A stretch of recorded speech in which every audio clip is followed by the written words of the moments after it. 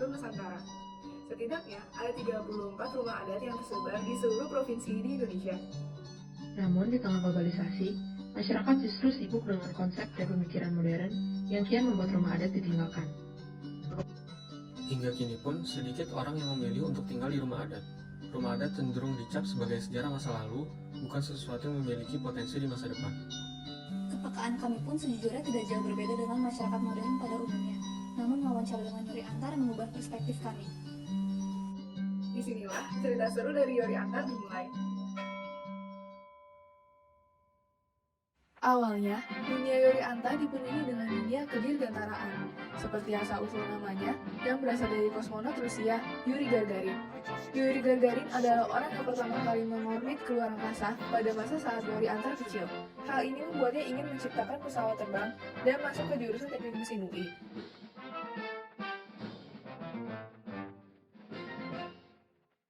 Namun ketika di teknik mesin, ia merasa tidak cocok. Lalu ia pun pindah ke jurusan arsitektur. Di sanalah ia merasa seperti pulang ke rumah. Salah satu yang mempengaruhi Yori Antar dalam dunia arsitektur adalah ayahnya yang juga seorang arsitek.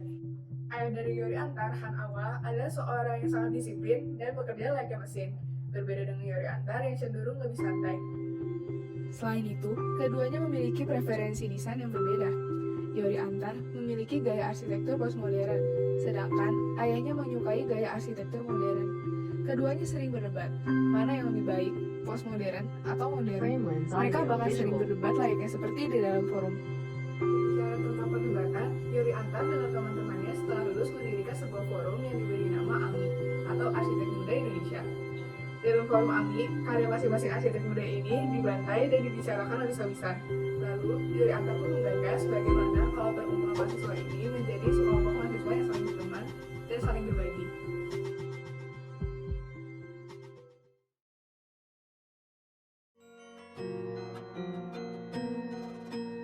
Traveling merupakan salah satu kunci bagi Yori Antar untuk mendatangkan inspirasi, mulai dari mempelajari arsitektur modern dari para maestronya dari Eropa sampai Jepang, juga mempelajari karya arsitektur yang tidak dibuat oleh arsitek, yaitu arsitektur vernakular di suatu daerah, ke Yunani, keliling Asia, dan akhirnya sampai ke Tibet.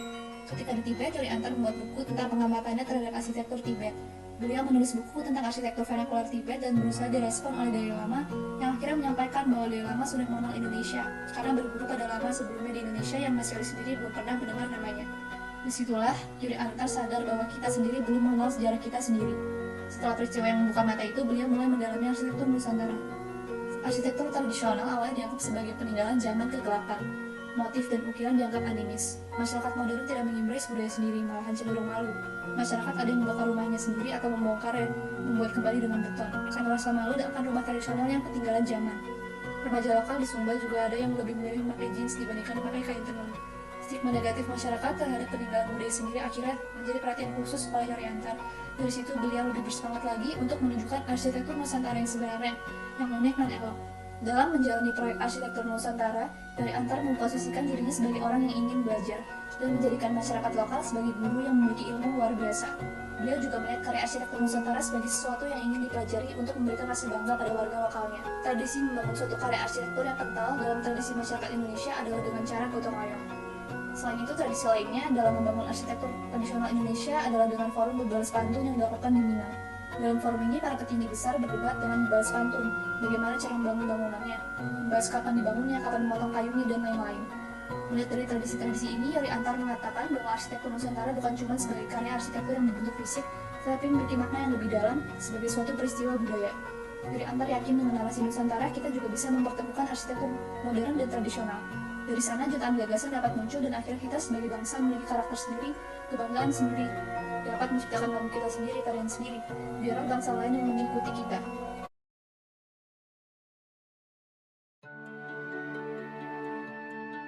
Proyek Wairabo atau Barunia Preservation merupakan salah satu proyek yang paling dikenal dari karya Yori Antar. Wairabo sendiri merupakan daerah terakhir di mana rumah adat Baruniang masih berdiri. Rumah adat ini hanya tersisa 4 buah, dengan 2 diantaranya ada dalam kondisi yang buruk. Oleh karena itu, revitalisasi dilakukan untuk melestarikan bangunan, serta teknis dan juga metode konstruksi kepada masyarakat lokal. Karakteristik utama dari Baruniang adalah berbentuk kerucut, memiliki ketinggian mencapai 5 lantai, dan struktur atap yang menggunakan rotan dan jerami. Bentuk revitalisasi Baruniang sendiri bergerak secara community-led dengan memanfaatkan material yang ada di sekitar site. Untuk melakukan revitalisasi ini, Yori Antar dibantu dengan para mahasiswa. Beliau mendirikan gerakan rumah asuh yang berdiri tahun 2008 untuk mengajak mahasiswa terpilih untuk belajar dengan para pemangku dan masyarakat desa selama 1,5 bulan. Dalam proyek ini, terdapat 3 nilai penting dalam perencanaan dan proses revitalisasi dari Baruniang, yaitu sensitivitas terhadap isu budaya, pembangunan partisipatif, dan wawasan akan konteks pembangunan. Pembangunan partisipatif sendiri dicapai dengan kolaborasi antar tim, mahasiswa, dan juga penduduk bersama lewat gerakan rumah asuh bersama Yori Antar.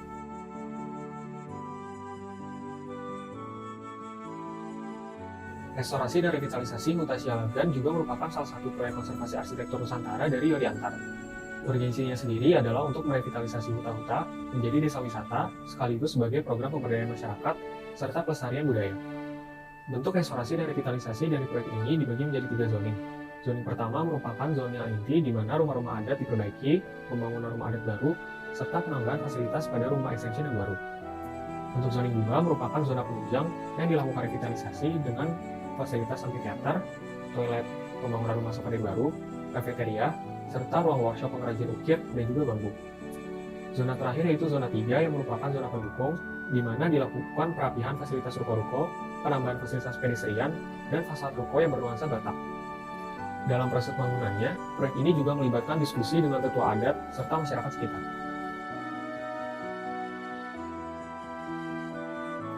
Tak hanya bergerak pada revitalisasi rumah adat, Yori Antar juga menghasilkan karya-karya komersial yang tak kalah mengagumkan. Salah satunya adalah proyek Gelis Mountain House. Bangunan ini merupakan sebuah villa yang berlokasi di daerah Gunung Gelis, Jawa Barat. Villa ini memiliki konsep konveksi indoor-outdoor.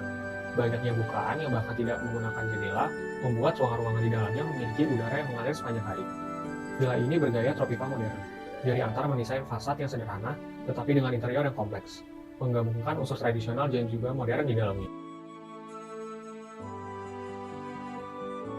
Selama berpraktik di dunia arsitektur, karya-karya Yori Antar telah memenangi beberapa penghargaan, khususnya di bidang budaya. Salah satunya adalah Award of Excellence tahun 2012 dari UNESCO Asia Pacific Awards pada kategori Cultural Heritage untuk Conservation Baruniang. Selain itu, ia juga masuk ke dalam shortlist nomination Aga Khan Award for Architecture tahun 2013 untuk Wairabo.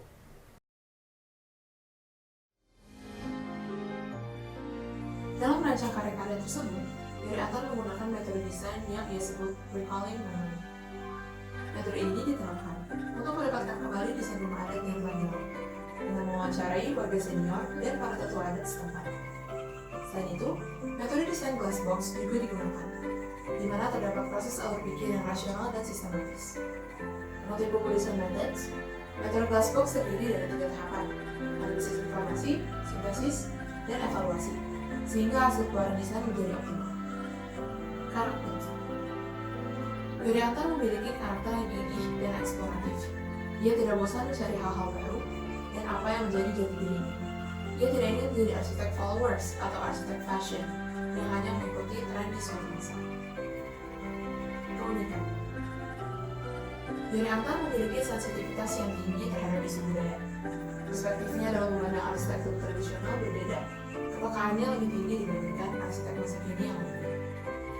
Metode desain Yori Antar dalam arsitektur perlu dipelajari agar kita sebagai mahasiswa arsitektur Indonesia juga bisa menjadi lebih sensitif dengan isu mengudarai arsitektur tradisional di Indonesia dan secara sadar mengubah persepsi kita untuk menghapus jejak kuno, ketinggalan zaman, dan animis dari bangunan tradisional Indonesia.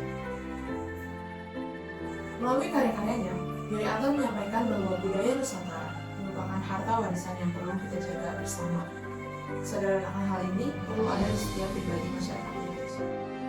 Artinya apa? Dengan kita tidak menghargai mereka, tidak mencintai mereka, kita sendiri yang bertanggung jawab turut mempercepat kepunahan arsitektur mereka.